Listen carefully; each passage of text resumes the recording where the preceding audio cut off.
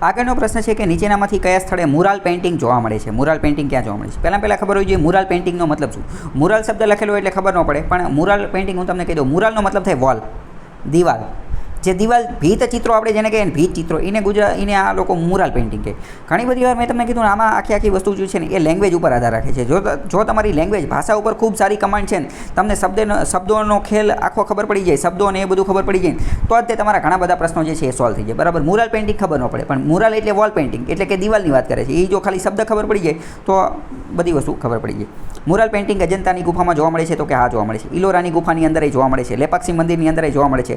સાંચીના સ્તૂપની અંદર જોવા મળતા નથી. સાંચીનો સ્તૂપ એ સ્તૂપ છે, અહીંયા કોઈ એવું દિવાલ એવું કંઈ ખતરનાક આવેલું નથી. અહીંયા ગોળાકાર પ્રકારનો ઈંડા આકારનો સ્તૂપ છે, ગોળાકાર પ્રદક્ષિણા એવું બધું કરવાનું હોય. અહીંયા કંઈ દિવાલ જેવું એટલું બધું છે જ નહીં, તો મુરાલ પેઇન્ટિંગ તો હોય નહીં. તો અજંતા અને લેપાક્ષી મંદિર બંનેની વિશે થોડીક ડિટેલમાં માહિતી મેળવે કે આખી વસ્તુ શું છે. મુરાલ પેઇન્ટિંગ મેં તમને અત્યારે જ સમજાવી દીધું કે દિવાલમાં જે પેઇન્ટિંગ હોય. ઘણી બધી વાર કેવ પેઇન્ટિંગ પણ જોવા મળતા હોય છે. કેવ પેઇન્ટિંગ એટલે કે ગુફાની અંદર બનાવવામાં આવેલા પેઇન્ટિંગ, એને કેવ પેઇન્ટિંગ કહે. કેવ પેઇન્ટિંગ હોય ને એ મુરાલ પેઇન્ટિંગ હોય જ તે, કારણ કે કેવ જે ગુફા હોય તો ગુફાની અંદર બનાવેલા હોય તો દિવાલ ઉપર જ છે ને. મુરાલ પેઇન્ટિંગ કઈ રીતે બને એ પણ હું તમને કહી દઉં કે દિવાલને પહેલાં ચોખ્ખી સાફ કરવામાં આવે, અને સાફ કરી અને એની ઉપર ચૂનાનો પથ્થર ને એવું બધું લગાવવામાં આવે, ચૂનાનો કલર ને એવું બધું કરવામાં આવે, કડી ચૂનો ને બધું, અને દિવાલને ચમકાવવામાં આવે, અને પછી પેઇન્ટિંગ કરવામાં આવે. મુરાલ પેઇન્ટિંગ જે છે એ ખૂબ મોટા પ્રમાણમાં હોય, કારણ કે દિવાલમાં બનાવેલો હોય તો મોટા જ હોય. અને મુરાલ પેઇન્ટિંગનો વિરોધી શું હોય તો એ કહેવાય, એને કહેવાય મિનિએચર પેઇન્ટિંગ, જેને ગુજરાતીમાં લઘુ આવૃત્તિ અથવા લઘુ ચિત્રો કહેવામાં આવે, કારણ કે એ બહુ નાના હોય. આને તમે એવી રીતે સમજી શકો કે મિનિએચર લઘુ ચિત્રો એ કેવા હોય તો કે પાસપોર્ટ સાઇઝના ફોટા હોય, જ્યારે મુરાલ કેવા હોય તો કે આખી દિવાલ ભરી દીધેલી હોય, આખી બહુ મોટી દિવાલ જે છે એ ભરી દીધેલી હોય. જો આપેલું છે મુરાલ કહેવાય large picture painted on direct wall અથવા સીલિંગ ઉપર, છત ઉપર, જે આપણે છત હોય ને એની ઉપર પણ બનાવવામાં આવેલો હોય. આ જૂના જે છે એ ઈસવીસન પૂર્વે બીજી સદીના પણ મળે છે. ભીમબેટકાની અંદર આવા પેઇન્ટિંગ, કેવ પેઇન્ટિંગ જે છે એ મળેલા છે. મધ્યપ્રદેશની અંદર આવેલું છે. મુરાલ પેઇન્ટિંગ ક્યાં જોવા મળે છે તો કે અજંતાની ગુફાની અંદર, ઇલોરાની ગુફાની અંદર, બાઘની ગુફાની અંદર, સીતાનવસલની અંદર. સીતાનવસલ જે છે અહીંયા જૈન પેઇન્ટિંગો આવેલા છે. પ્રશ્ન પૂછાઈ જશે, 2-3 વાર પૂછાઈ ગયો છે. સીતાનવસલ કોની માટે જાણીતું છે તો કે જૈન પેઇન્ટિંગ માટે. પછી અરામલાઈ કેવ, અરામલાઈની ગુફા જે છે અહીંયા પણ આ મુરાલ પેઇન્ટિંગ જોવા મળે છે. ઓડિશાની અંદર રાવણ છાયા નામની ગુફા આવેલી છે, પથ્થરમાંથી કોતરેલી ગુફા આવેલી છે, ત્યાં પણ જે છે આ મુરાલ પેઇન્ટિંગ જોવા મળે છે. ઇલોરાની ગુફાની અંદર આ જે કૈલાસ મંદિર આવેલું છે ત્યાં પણ આ મુરાલ પેઇન્ટિંગ એવું બધું જે છે એ જોવા મળે છે.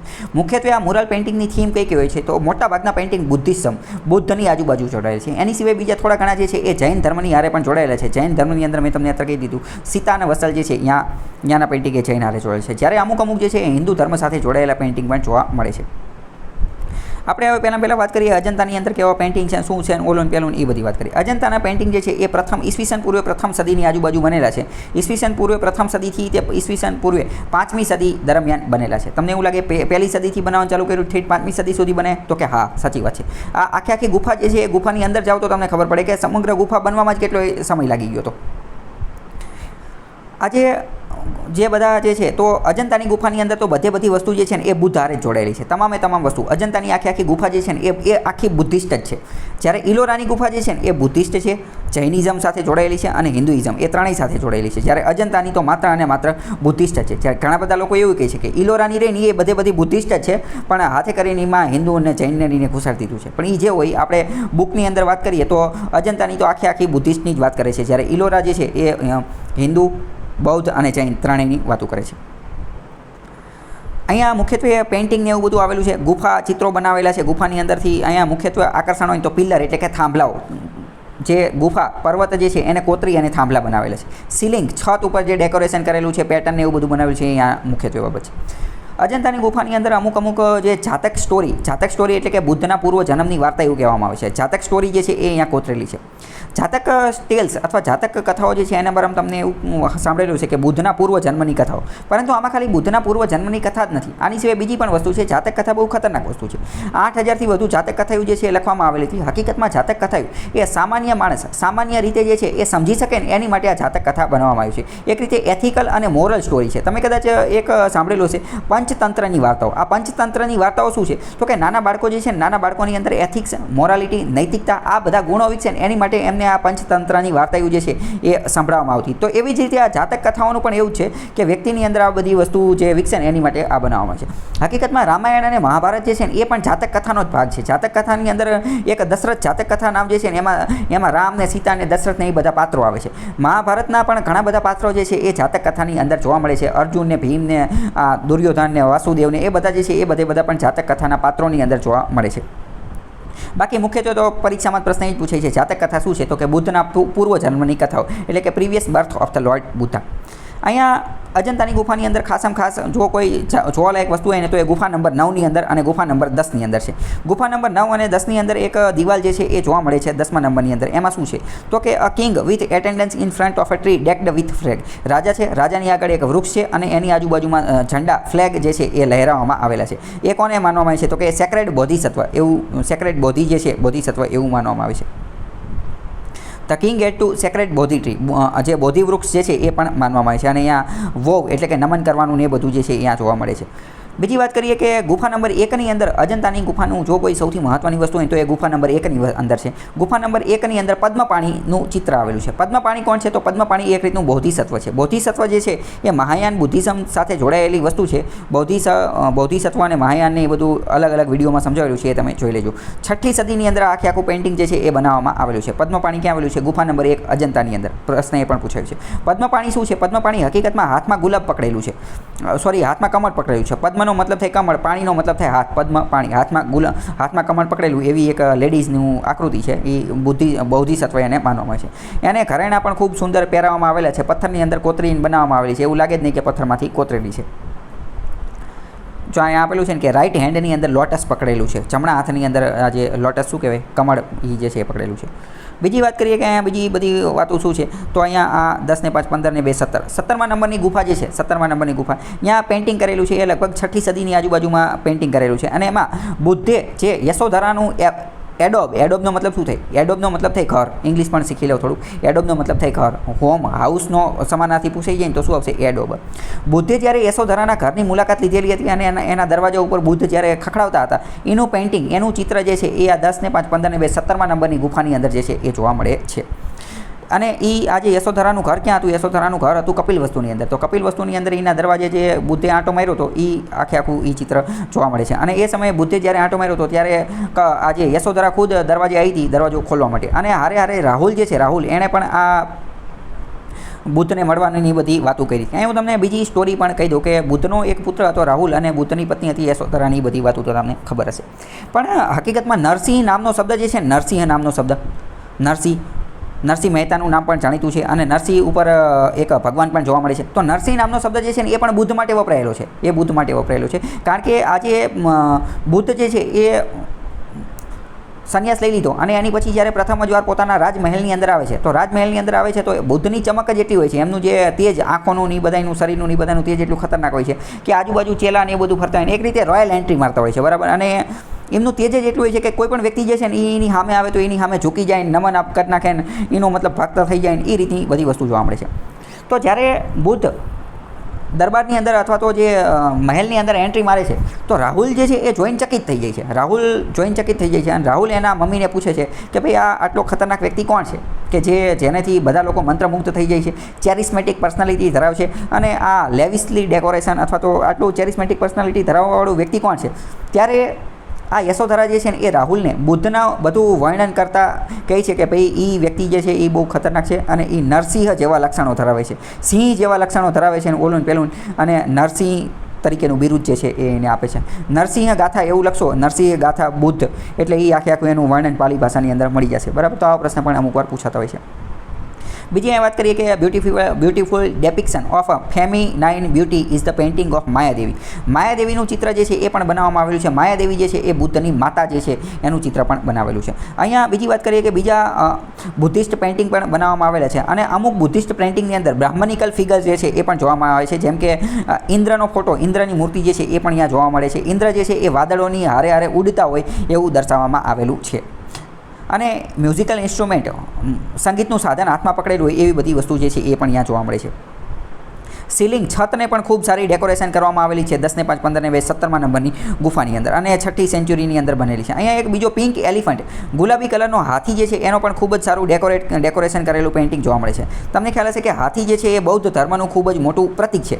તમે એક વસ્તુ નોટ કરશો તો તમને ખ્યાલ હશે કે બુદ્ધ ધર્મના ઘણા બધા પ્રતીકો જે છે એ અત્યારે પણ આપણે હિન્દુ મંદિરોની અંદર જોઈ શકીએ છીએ. જેમ કે આ જે હાથી, પછી જે વૃષભ અથવા તો જે ઓલી શું વાત કરીએ જે આખલો, આ બધા જે નંદી ને આ બધા અત્યારના મંદિરોની અંદર પણ તમે એની થીમ જોશો ને તો આજુબાજુમાં હાથીને આવી બધી વસ્તુ જે છે એ જોઈ શકે છું. તો પિંક એલિફન્ટ બુદ્ધ ધર્મ સાથે જોડાયેલો છે, એનું પેઇન્ટિંગ જે છે એ પણ અહીંયા જોવા મળે છે. પિંક એલિફન્ટ અજંતાની ગુફાની અંદર. પ્રશ્ન પૂછી જશે અજંતાની ગુફાની અંદર પિંક એલિફન્ટ જોવા મળે છે, તો કે હા, અહીંયા જોવા મળી ગયો છે. ઇલોરાની વાતો કરીએ. ઇલોરા ક્યાં આવેલું છે? અજંતા અને ઇલોરા બેયની ગુફા જે છે એ મહારાષ્ટ્રની અંદર આવેલી છે. ઇલોરામાં હિન્દુ, બુદ્ધ અને જૈન ત્રણેયની ગુફા જોવા મળે છે, જ્યારે અજંતાની અંદર માત્ર અને માત્ર બુદ્ધની જ જોવા મળે છે. અજંતા અને ઇલોરા બેમાંથી જૂની કઈ છે? તો અજંતાની જૂની છે. જે બેમાં જેનું નામ પહેલાં આવતું એ જ જૂની હોય ને, તો અજંતાની જૂની છે. અજંતાની ઈસવીસન પૂર્વે બનેલી છે, જ્યારે ઇલોરાની રહી એ ઈસવીસનની અંદર બનેલી છે. 8મી થી 10મી સદીની આજુબાજુમાં બનેલી છે. આ પણ રોક કટ પેઇન્ટિંગ આવેલા છે, પથ્થરોને કોતરી અને મૂર્તિઓને પેઇન્ટિંગ એવું બધું બનાવેલું છે. અને બીજી વાત કરીએ, અજંતા અને ઇલોરા બે હારે બોલવામાં આવે છે, પણ બે બાજુમાં છે નહીં. અજંતા અને ઇલોરા બેની વચ્ચે 100 કિલોમીટરનું અંતર છે, એટલે કદાચ તમારે અહીંયા ફરવા જવું હોય ને તો 2-3 દિવસનો ટાઈમ લઈને જવું પડે. બે એક હારે ફરીએ એનું એક. મહારાષ્ટ્રની અંદર આવેલી છે, સહ્યાદ્રીની પર્વતમાળાની અંદર આવેલી છે. ઇલોરાની અંદર કુલ 34 ગુફાઓ છે. અહીંયા 34 ગુફા લખેલી છે, પણ તમારે હકીકતમાં તમે આન્સરમાં લખતા હોય તો તમારે એવું લખવાનું કે હાલમાં 34 ગુફાઓ મળેલી છે. કેમ? કારણ કે આ બુદ્ધિસ્ટ હેરિટેજ એ એટલો ખતરનાક છે ને કે ગમે ત્યારે ખોદકામ કરીને ગમે ત્યારે નવી ગુફા એવું મળી જતી હોય. હમણાં થોડાક સમય પહેલાં આપણે વડનગરની અંદર ખોદકામ કર્યું ને તો અહીંયા મહિલા છાત્રાવાસ મળેલો છે. જે મહિલા ભિક્ષુઓ હતી ને, બૌદ્ધ ધર્મની અંદર મહિલા ભિક્ષુઓ એ જે જગ્યાએ રહેતી હતી એમની એક રીતે હોસ્ટેલ જે છે એ મળેલી છે. વડનગરની અંદરથી બીજી પણ ઘણી બધી બૌદ્ધિસ્ટ સાઇટને એવું બધું મળેલું છે. તો અત્યારે તાજેતરમાં જેટલી મળેલી છે ને એમાં 34 છે ઇલોરાની અંદર. આ 34માંથી 17 બ્રાહ્મણિક છે, એટલે કે હિન્દુ ધર્મની છે, 12 બુદ્ધિસ્ટ છે અને 5 જે છે એ જૈન ધર્મ સાથે જોડાયેલી છે. આ બધા પ્રશ્ન પૂછાતા હોય છે. 5મી થી 11મી સદી દરમિયાન બનેલી છે. અને કોણે બનાવેલી છે? તો કે વિદર્ભ, જે કર્ણાટક અને તમિલનાડુનો એક પ્રદેશ છે, ત્યાંના જે ગિલ્ડ લોકો હતા. ગિલ્ડ એટલે શું? તો કે મર્ચન્ટ, વેપારીઓનો સમૂહ. ત્યાંના જે સમૃદ્ધ વેલ્ધી મર્ચન્ટ, સમૃદ્ધ વેપારીઓ હતા, એમને દાનમાં પૈસા આપ્યા હતા અને એમાંથી ઇલોરાની ગુફાઓ બનાવી દીધી હતી. ઇલોરાનું જો કોઈ ખતરનાક અથવા તો એટ્રેક્ટિવ આકર્ષણ હોય તો એ છે કૈલાસ મંદિર. કૈલાસ મંદિર આજે રાવણનું ઘર જે છે, રાવણ કૈલાસ હિમાલયની અંદર કૈલાસમાં એનું ઘર છે એવું માનવામાં આવે છે. અથવા શંકર ભગવાન જે છે એનું પણ ઘર આ કૈલાસને જ માનવામાં આવે છે. હકીકતમાં રાવણનું ઘર નથી, પરંતુ રાવણ એ આખું કૈલાસ મંદિરને ઉપાડીને લઈ આવ્યો હતો, એવું કંઈક વાતું સ્ટોરીઓ જોવા મળે છે. બરાબર? તો શેની વાત છે કે ભાઈ શંકર ભગવાનનું ઘર કૈલાસ મંદિર હિમાલયની અંદર જોવા મળે છે. એ આખી વસ્તુ આની અંદરથી બનાવેલી છે. કૈલાસ મંદિરનું અહીંયા ઇલોરાની અંદર આકર્ષણ એટલા માટે પણ છે કે આ આખું સિંગલ રોક કટ ટેમ્પલ છે. એક જ પથ્થરની અંદરથી કોતરી એને બનાવવામાં આવે છે, એટલે એને મોનોલિથ પણ કહેવામાં આવે છે. એક રીતે ભારતની અંદર અથવા તો સમગ્ર વિશ્વની અંદરથી એક જ પથ્થરની અંદરથી કોતરી એને બનાવવામાં આવેલું સૌથી મોટું મંદિર હોય તો એ કૈલાસનાથ મંદિર છે. આવું બીજું એક મંદિર નથી. એક જ પથ્થરની અંદરથી કોતરી બનાવવું એટલે બહુ ખતરનાક કહેવાય. મોનોલિથિક ટેમ્પલ અથવા તો જે આ માઉન્ટેન પર્વતની અંદરથી જે બનાવવામાં આવેલા જે મંદિર હોય ને એની બીજી ખાસિયત એ છે કે એ ઊંધા બનાવવામાં આવે. આપણે વાત કરીએ કે અત્યારના આપણે જે મંદિરો હોય તો એ આમ સીધા બનાવવામાં આવે કે પહેલાં પાયો ખોદે ને પછી બનાવવામાં. જ્યારે પર્વતમાં કાપીને બનાવવામાં આવેલો તો એમાં તો ઉપરથી, એટલે કે આમ ઊંધા બને, ઇન્વર્ટેડ રીતે બનાવવામાં આવે. તો આ બધી વસ્તુ તમે ઓલામાં લખો મેઇન્સની અંદર તો સારું રહે, માર્કની એવું બધું સારું મળે. આજે કૈલાસનાથ મંદિર જે છે એ કોણે બનાવેલું હતું? તો કે રાષ્ટ્રકૂટ રાજાઓના પેટ્રોનેજ એમના દેખરેખ હેઠળ બનાવવામાં આવેલું હતું. રાષ્ટ્રકૂટ રાજાની અંદર પણ ખાસ કરી અને કૃષ્ણ પહેલો જે છે એ શિવ ભક્ત હતો અને એણે આ બધી વસ્તુ બનાવેલું હતું. અહીંયા જો આમાં કન્ફ્યુઝન થાય, કૃષ્ણ નામ કૃષ્ણ છે પણ એ કૃષ્ણ ભક્ત નહોતો, એ શિવનો ભક્ત હતો. બરાબર? તો એણે આ બધું મંદિરને એ બધું બનાવેલું હતું. બીજી વાત કરીએ કે આ ઇલોરાની ગુફાની અંદર 10મા નંબરની ગુફા જે છે એ બુદ્ધિસ્ટ ચૈત્ય તરીકે ઓળખવામાં આવે છે. બુદ્ધની અંદર બે વસ્તુ આવે, ચૈત્ય અને વિહાર. વિહાર જે છે એ રહેવા માટે હોય, જ્યારે ચૈત્ય જે છે એ પૂજાની એની માટે હોય. તો અહીંયા જે છે એ વિશ્વકર્મા ગુફા આવેલી છે. વિશ્વકર્મા ગુફા જે છે એ હકીકતમાં છે બુદ્ધિસ્ટ ચૈત્ય. મેં તમને કીધું કે હિન્દુ ધર્મ અને બૌદ્ધ ધર્મ એની અંદર બેની અંદર ઘણી બધી સમાનતા જોવા મળવામાં છે. વિશ્વકર્મા એક રીતે ભગવાન છે કોના? હિન્દુના. જ્યારે આ બૌદ્ધિસ્ટ ચૈત્ય ગુફા જે છે એનું નામ પણ વિશ્વકર્મા રાખેલું છે. વિશ્વકર્મા એટલે કે કાર્પેન્ટર્સ કહેવું. કાર્પેન્ટર એટલે કે આપણે સુથાર જેને કહીએ એ. સુથાર લોકો પણ પહેલાં બૌદ્ધ ભક્ત જ હતા અને બૌદ્ધની અંદર, બૌદ્ધ સંઘની અંદર એમનું બહુ મોટા પાયે યોગદાન હતું. આ બધી ગુફાને બધું બનાવવાનું કામ તે એ કરતા હતા. બુદ્ધને અહીંયા એક રીતે વ્યાખ્યાન મુદ્રાની અંદર બતાવવામાં આવેલા છે. બુદ્ધની અલગ અલગ મુદ્રા છે, જેમ કે પદ્માસન મુદ્રા, ધ્યાન મુદ્રા, અવલોકિતેશ્વર મુદ્રા, પછી સમાધિ મુદ્રા. આ બધી મુદ્રા ઉપર પણ પ્રશ્ન પૂછાતા હોય છે અને એની ઉપર પણ એક અલગ વિડીયો બનાવેલો છે, તમે જોઈ લેજો. તો બુદ્ધ અહીંયા વ્યાખ્યાન મુદ્રાની અંદર બેસેલા છે, બોધિ વૃક્ષની નીચે બેસેલા છે. ઇલોરાની અંદર કુંભ નંબર 14ની અંદર જોઈએ તો એ રાવણ ખીખાઈની થીમની આજુબાજુ બનેલી છે. ગુફા નંબર 15ની અંદર 10 અવતાર મંદિર આવેલું છે, જે વિષ્ણુના 10 અવતાર જે છે એ 10 વાળું આવેલું છે.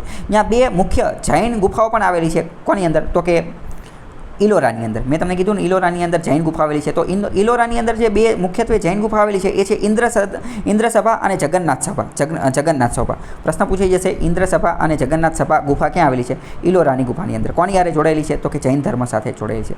હવે આપણે બીજી વાત કરીએ બદામીના જે ગુફા ચિત્રો છે, પણ એ અત્યારે આપણે વાત નથી કરવી કારણ કે ભાઈ ટોપિક બહુ આમથી આમ લાંબો થઈ જશે. હવે અજંતા લીલોરા જોઈ લીધું. હવે આપણે વાત કરીએ કે ભાઈ લેપાક્ષી મંદિર શું છે? લેપાક્ષી મંદિર, કારણ કે લેપાક્ષી મંદિરની અંદર જે છે અહીંયા પણ આ જે મુરાલ પેઇન્ટિંગ જે છે, વોલ પેઇન્ટિંગ, ભીત ચિત્રો આવેલા છે. અને લેપાક્ષી ટેમ્પલ અત્યારે થોડાક સમય પહેલાં ચર્ચામાં પણ હતું, કારણ કે G20ના ડેલિગેટ્સ જે છે એમને અહીંયા મુલાકાત લીધેલી હતી કે આ મંદિર જે છે એ આવેલું હતું. ક્યાં આવેલું છે મીનાક્ષી ટેમ્પલ? તો કે આંધ્રપ્રદેશની અંદર આવેલું છે. વિજયનગર સામ્રાજ્ય દરમિયાન બનેલું હતું. અને અહીંયા મુખ્યત્વે 3 મંદિરો આવેલા છે. એક તો શંકરનું, એક વિષ્ણુનું અને એક વીરભદ્રનું. 3 મુખ્યત્વે શંકર, વિષ્ણુ અને વીરભદ્ર ત્રણેયના મંદિર આવેલા છે. ત્યાં મુરાલ પેઇન્ટિંગ જે છે એ જોવા મળે છે. India's highest sculpture wealth and mural painting જોવા મળે છે. એશિયાનું સૌથી મોટું મુરાલ પેઇન્ટિંગ જે છે કોનું? તો કે આ વીરભદ્ર સ્વામીનું સૌથી એશિયાનું મોટું મુરાલ પેઇન્ટિંગ જે છે એ અહીંયા જ જોવા મળે છે. કઈ જગ્યાએ? તો કે આ શું નામ હતું?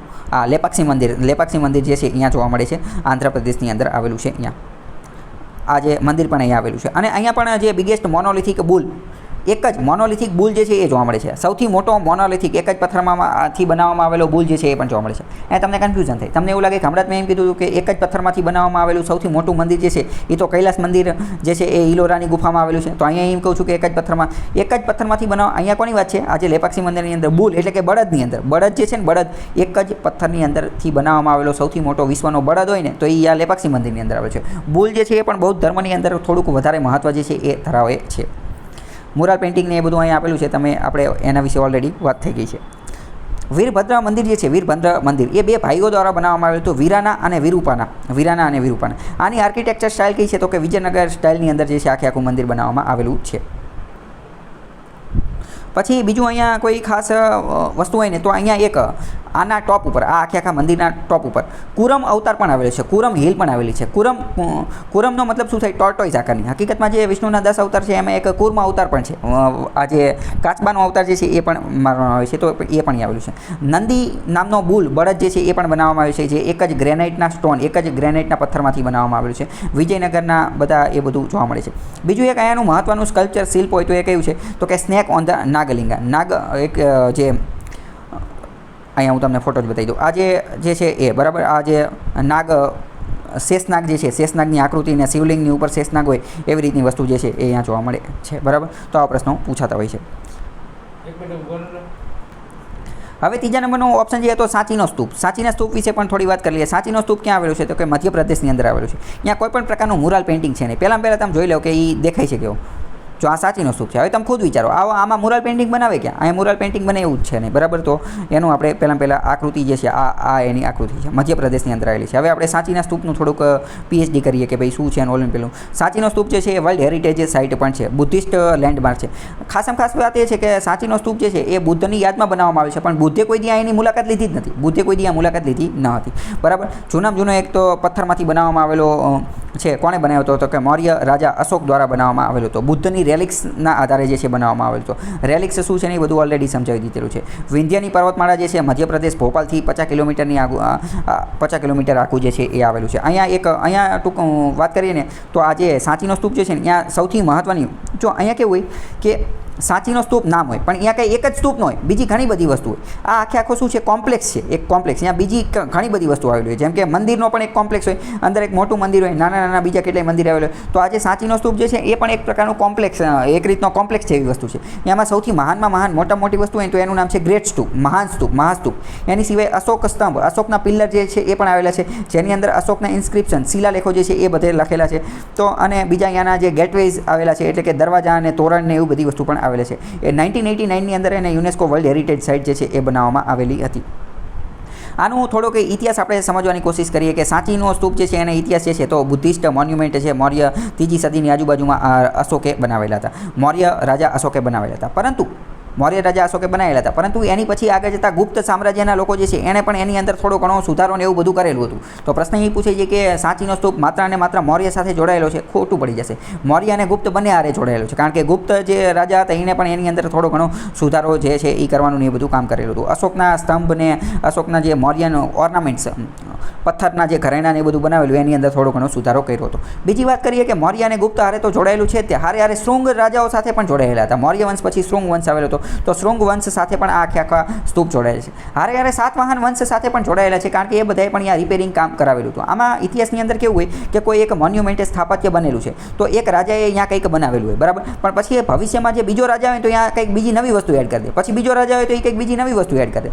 તો હકીકતમાં સાંચીનો સ્તૂપ જે છે એ પહેલાં કોણે મૌર્ય રાજા અશોકે બનાવ્યો, પછી ગુપ્ત રાજાઓએ પણ એની અંદર કંઈક સુધારો વધારો કર્યો, શૃંગ રાજાઓએ પણ એની અંદર સુધારો વધારો કર્યો, અને સાતવાહન રાજાઓ જે છે એણે પણ અહીંયા પછી નાના માઇનોર સ્તૂપ જે છે બનાવી દીધા, સ્તૂપ નંબર 2 અને સ્તૂપ નંબર 3. બાકી આનો જે ગ્રેટ સ્તૂપ મહાસ્તૂપ જે છે એ કોણે બનાવ્યો હતો? એ તો અશોકે બનાવેલો હતો.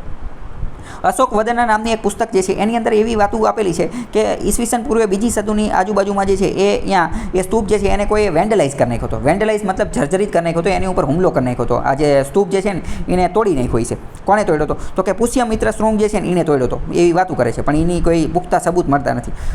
આ પુષ્યમિત્ર શૃંગ અને અગ્નિમિત્ર જે છે ને એને રિબિલ્ડ એને ફરીથી બનાવ્યો હતો એવા સબૂત પણ મળે છે, બરાબર. પછી આ બીજી વાતો લખેલી છે, પણ એ એટલી બધી કંઈ કામની નહીં.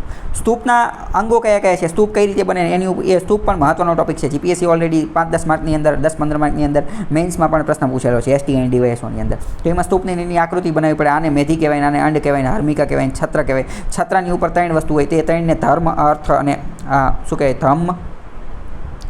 આજે અહીંયા ફરીથી સમજાવું શાંતિથી. આ જે છત્ર હોય ને, છત્રની અંદર આવા 3 લીટા હોય. 3 લીટા શું દર્શાવે છે? તો કે ધમ્મ. આ જો અહીંયા આપેલા છે આ 3 જે છે ને 1, 2 અને 3.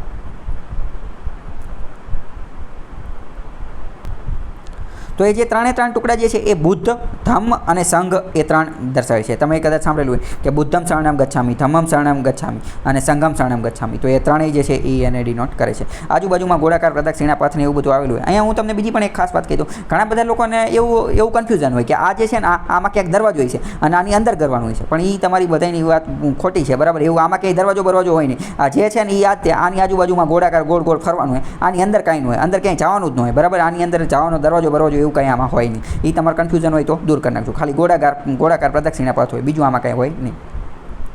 મહાસ્તૂપ, ગ્રેટ સ્તૂપ, અશોકન પિલ્લર ને એવું બધું આવેલું છે. મેં તમને ઓલરેડી જે છે એ સમજાવી દીધેલું છે. વેદિકા ને તોરણ ને ગેટવે ને એવું બધી વસ્તુ જે છે એ બનાવેલું છે. હર્મિકા ને એ બધું આવેલું છે. અશોકનો લાયન કેપિટલ પિલ્લર જે છે એ પણ અહીંયા એની આજુબાજુમાં આવેલો છે, બરાબર. તો બાકી તમે અહીંયા જોઈ લીધો, આ વાંચી અને જોઈ લેજો. હ્યુએન સાંગ જે છે મેં તમને કીધું, બુદ્ધ જે છે એણે ક્યારેય સાંચીની મુલાકાત લીધી ન હતી. તો એ પણ બીજી વાર એકાદા પરીક્ષાની અંદર કે એની અંદર પૂછે છે. તમને એવું લાગે કે બુદ્ધે એની મુલાકાત નથી લીધી તો આટલો ખતરનાક સ્તૂપ બને કેમ નાખ્યો? તો એની પાછળનું કારણ એ છે કે એ ગ્રીકો બુદ્ધિસ્ટ આર્કિટેક્ચરનું પ્રતીક છે. એટલે કારણ કે ગ્રીક લોકો જે છે ને, ગ્રીક લોકો એ પણ બુદ્ધિસ્ટ કલ્ચરથી પ્રભાવિત થઈ ગયા હતા, અને એ લોકોએ પણ બુદ્ધ ધર્મને અંગીકાર કરી લીધો હતો. મિનેન્ડર નામનો રાજા હતો, એણે પણ શું કર્યું હતું તો કે મિલિંદ નામ બનાવી અને બુદ્ધ ધર્મનો સ્વીકાર કરી લીધો હતો. તો પછી એ લોકોએ મૂર્તિ બનાવવાનું ને એ બધું ચાલુ કરેલું હતું. એટલે ગ્રેકો બુદ્ધિસ્ટ આર્કિટેક્ચરના નમૂના સ્વરૂપે આખું જે છે એ બનાવવામાં આવેલું હતું. તો આ બધી વસ્તુ તમને ખબર હોવી જોઈએ.